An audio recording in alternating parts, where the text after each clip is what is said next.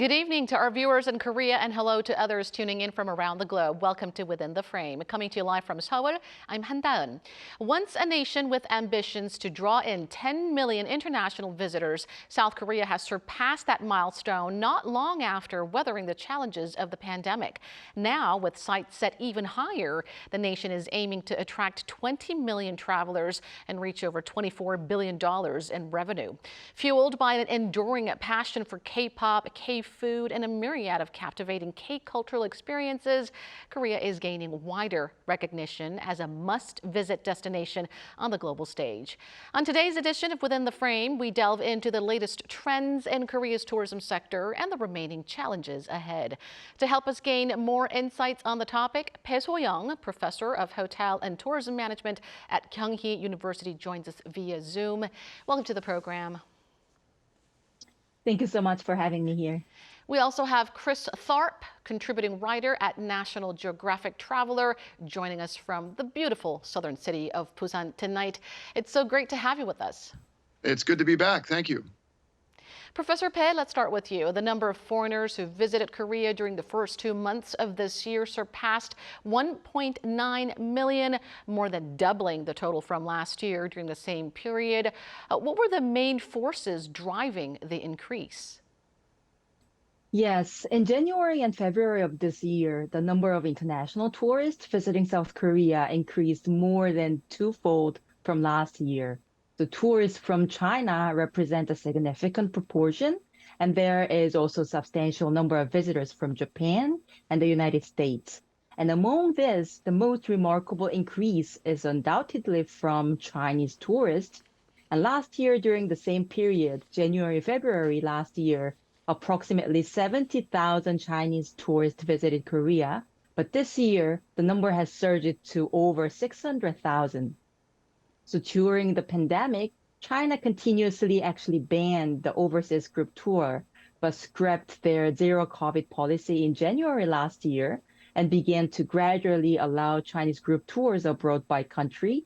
And South Korea was included in the list of approved countries for group tours from August last year, which allowed Korea to welcome Chinese group tourists for the first time in over 6 years since the THAAD missile issues.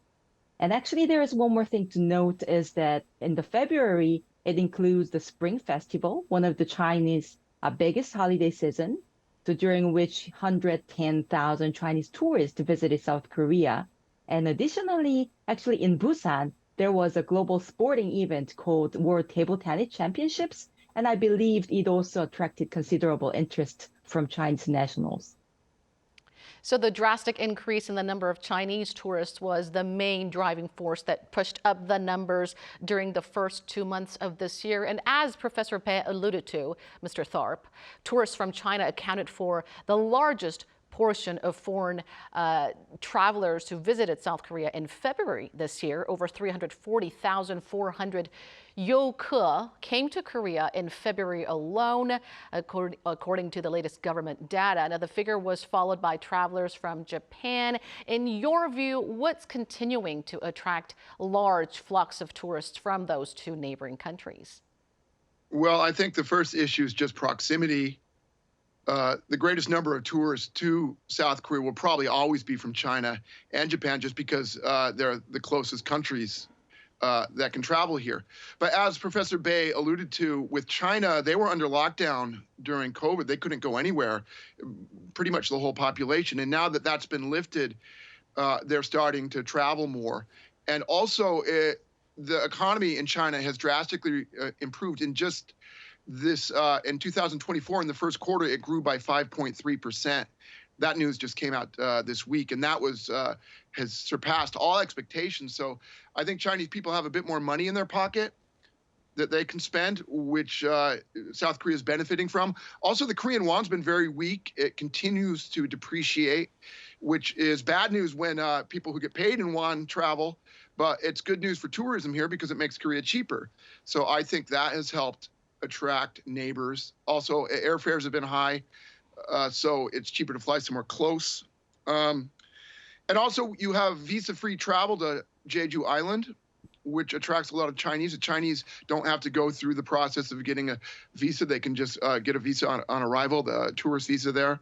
So those probably help the numbers overall here in Korea. And of course, just the continual attraction of K-pop and Hallyu, everything Korean, the pop cultural output just grows and grows around the world as far as just attracting people to come here. So all of these have been key factors in increasing tourism. So distance does matter, doesn't it? It takes a lot more money and backbone strength to fly to a destination hours and hours away. But aside from the geographical proximity, there are numerous other factors that you just listed that continue to draw many tourists from China and Japan. And Professor Bae, it looks like the age group of foreign tourists visiting Korea is getting younger. Of more than 10 million visitors last year, 1 in 3 were in their 30s or younger. How do you see this? What are the implications for Korea's tourism industry? Yes, the proportion of younger visitors has increased a great deal. And the foreign MZ generation is becoming actually a central force in inbound tourism in Korea. So these individuals spent their adolescent period and young adult years during the pandemic season, and they actually actively consumed all the media content, including like K content. And they actively consumed it during the period, and it ultimately have motivated them to visit Korea and also the country where they are exposed to. So according to the survey, about 30% of the inbound tourists have become aware of and also the interested in Korea after being exposed to Hallyu content. And actually there are many elements included in the content. Like for example, when foreigners watch K-drama or listen to K-pop, they are naturally exposed to a Korean language, which is very different from English. And as they get to be familiar with content, and they are naturally intrigued by the language as well. And also when they become familiar with such everyday culture in Korea showcased in the content, they start to feel emotionally very close to the country, as if becoming friends between like persons. So this leads to them consuming Korean goods and culture and ultimately visiting Korea to experience it. So such young tourists who get to visit Korea after being exposed to K content, they usually have desire to experience the real life of Koreans. Like they look for the food they've seen in the content, and they like to visit and take photos at the restaurant that are famous on the social media. So K content, they're at the heart of it all, aren't they? It's really the strongest soft power Korea has seen in the past year, in the past few years. And like you pointed out, over 30% of visitors who visited Korea say that they first became interested in Korea after watching K contents. It's truly fascinating. And staying with you, Dr. Bae, aside from the age of tourists getting younger, what other notable patterns have you witnessed in Korea's tourism sector since we returned to normalcy after the COVID-19 pandemic? Well, the travel has become more individualized and also focused on smaller groups rather than the really large package tours, like bus tours. So as mentioned earlier, the key elements of tourism among younger individual tourists are all about experience. So they try to reach out experiences that are difficult to obtain when they travel in a group. So young inbound tourists, they want to actually live out the everyday lives of Koreans they've seen on the SNS channel or in the media contents. And it's very interesting to look at their consumption data of inbound tourists. So for example, traditionally, like duty-free shops were one of the popular like shopping spots, right?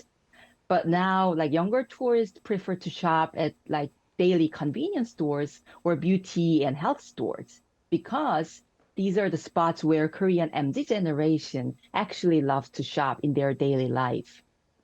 And it's also notable that like tourist consumption for instant photo booths or like coin-operated karaoke rooms like popular leisure spots for Korean MZ generation, such consumptions have significantly increased. So these shifts in travel pattern represent how deeply cultural influence are shaping the behavior of international tourists visiting South Korea. So there's a clear reduction in the number of group tours and a clear rise in the number of individual tours. And this, of course, it gives them that much more. It gives them that much more freedom to engage in specific activities that they want to enjoy. Now, Mr. Tharp, South Korea has become a popular travel destination among global social media users. According to the Korea Tourism Organization, Korea's global social reputation score, also referred to as the SRS, currently stands at 65.7. That's up by over 11 points from last year. What are you reading into this?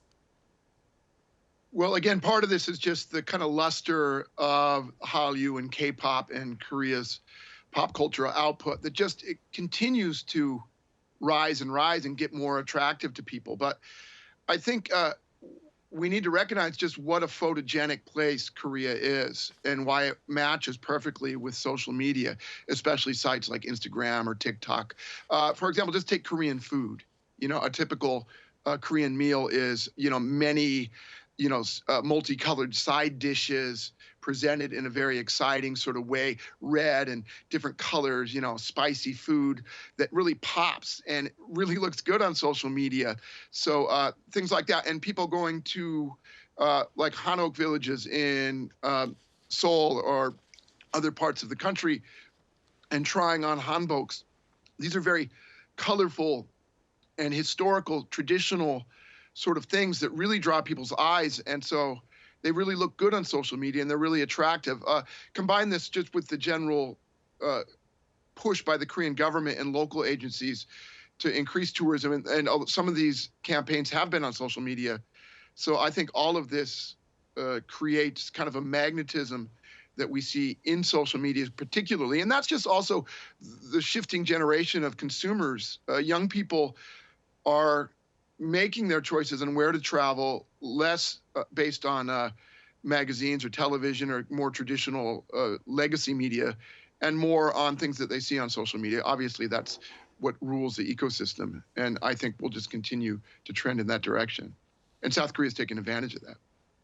So, drawn by BTS, Blackpink, and also the passion to upload impressive photos everyone can see on social media is what's drawing more people to South Korea.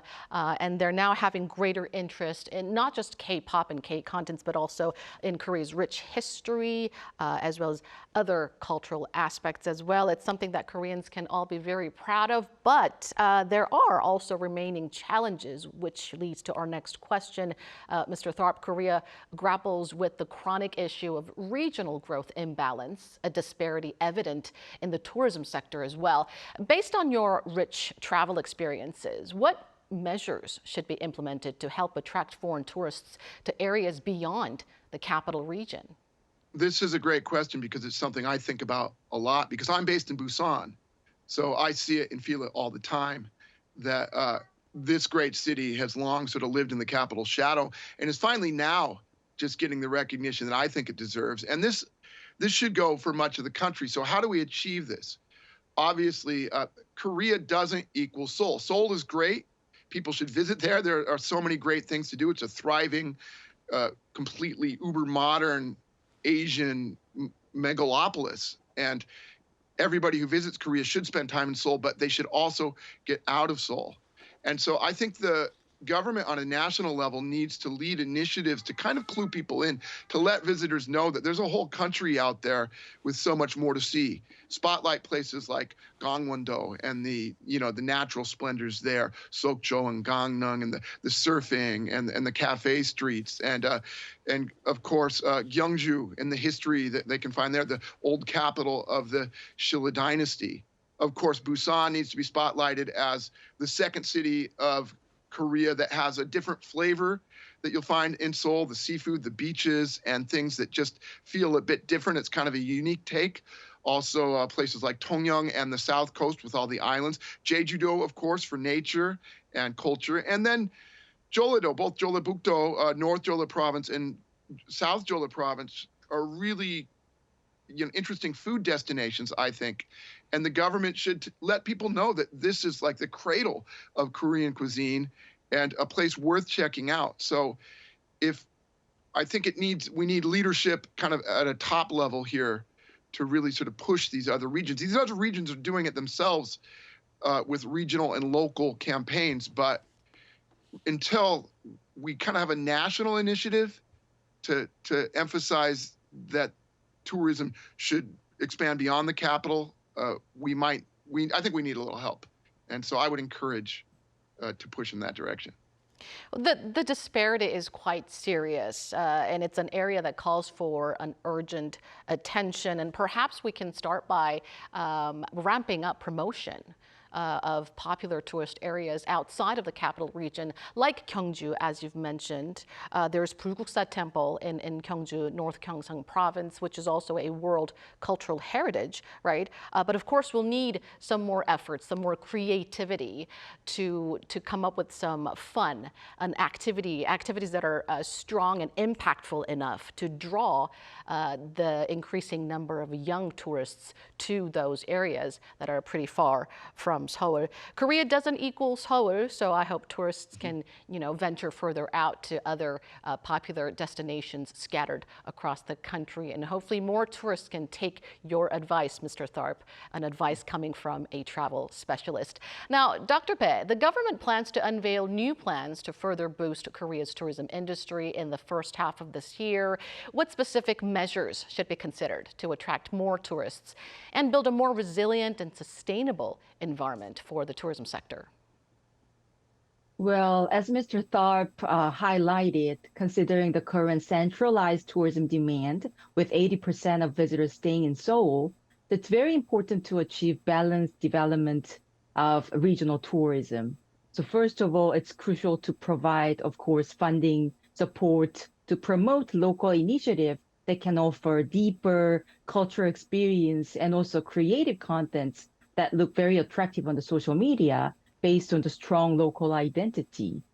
But I want to highlight the importance of infrastructure as well, because, for example, transportation and language still remain significant barriers for international travelers. So, for example, establishing strong public transportation infrastructures to facilitate the mobility between the cities and within the city, that will be very important. And if possible, increasing the direct flight to major cities, that's also important. And also the digital infrastructure, like websites or mobile applications for bookings and payments, it should be arranged in a user-friendly manner for foreigners, and it should be accessible in multiple languages. So it will ensure the foreigners can have the higher quality experience when they actually engage with what Korean can offer. And one of the most important thing is that also, as Mr. Tharp highlighted, to have the national control tower, to have a strong leadership, so that way they can clearly understand the importance of inbound tourism and also balanced development of regional tourism. So it's essential to have a strong governance that can boost regional tourism in a balanced way, with the ability to envision the industry from a very long-term sustainable perspective. So we need improvements in various sectors, and one of them is improving the infrastructure and improving the transportation.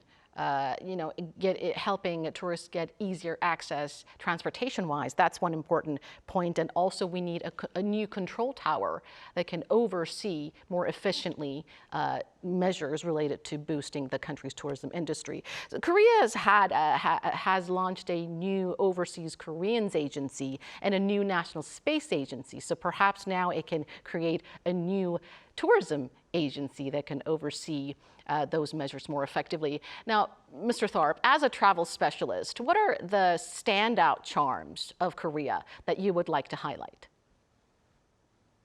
Well, for me, number one has always been food. And that has caught on. There are a lot of people who come here specifically for the food, but that's what I fell in love with the moment I arrived in Korea. I just started walking around my local market. I remember having nakji bokum which is a stir-fried spicy octopus, like my second night in town, just randomly, and I just fell in love with Korean cuisine right away. And that the secret is out. Food tours are a very popular way to see the country right now. So I would encourage people to definitely dive into the food. And when I say that, you really seek out markets. That's I think the street markets, the traditional markets of Korea are the lifeblood. They're kind of the heart and soul of the country. So wherever you are, if you were in Seoul or you're in Busan or Jeonju or anywhere in the country, any city is going to have many markets. And I would encourage you not just to go to the most famous one either. Of course, visit Gwangjang and Chagalchi market here in Busan and Gwangjang market in Seoul. But maybe look for that second tier market, the more market that's not famous for tourism, and just go there, dive in and see what you can find. Just be surprised. And my one piece of advice is anytime a restaurant has a picture of an old lady on the sign, eat there. It's probably going to be good. I think that's a good tip. Now, the other charms of Korea, which I think are understressed these days, something that I'm really into, is the outdoor pursuits that people can do here. The hiking and the surfing and the cycling.